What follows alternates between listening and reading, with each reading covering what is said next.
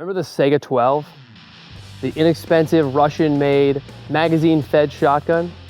The super cheap gun that shooters would then sink hundreds of dollars into improving? Now for me, I never got to really experience one, because when they were being imported at an affordable price point, I was still living in a state that was under the assault weapons ban. Now for me, I couldn't really justify spending $400 in addition to the price of the shotgun, since I couldn't legally have standard capacity magazines like these. I was stuck with a goofy low-cap Saiga 12. And this made me long for the days of these inexpensive imports, and unfortunately, they're long gone. But it looks like one company is trying to bring back an impressive alternative at a similar price point to a converted Saiga 12. Enter the Destructive Devices Industries 12-gauge DDI-12. The DDI-12 is a semi-automatic, long-stroke, piston-driven shotgun chambered in 12-gauge.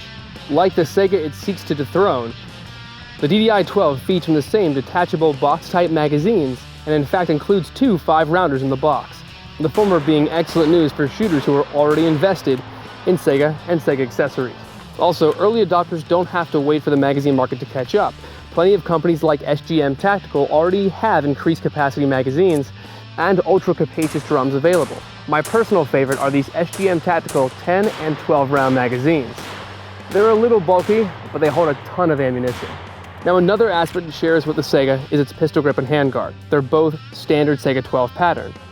The DDI can use any AK pistol grip and most Saiga 12 handguards. I say most because railed handguards that attach to the dust cover or to the rear sight are not compatible.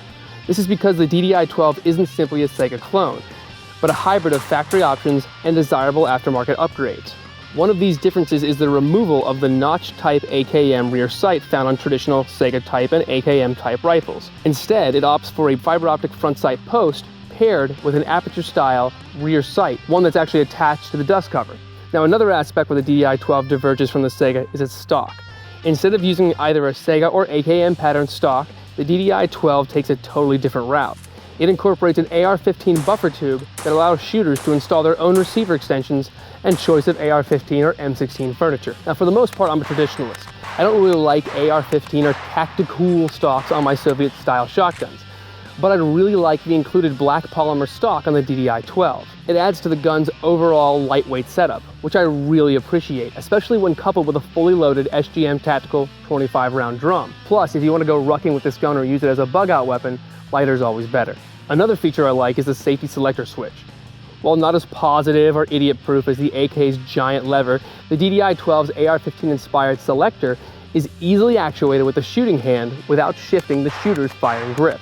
Now for me this is crucial because I hate having to remove my hand off the pistol grip when doing reloads, especially AK reloads that already feel like they take 3 hands to accomplish.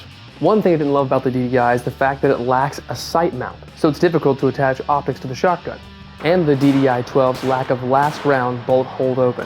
Now there's a button to hold the bolt back right behind the trigger, however, it does lack a bolt release, so shooters will have to rack the charging handle.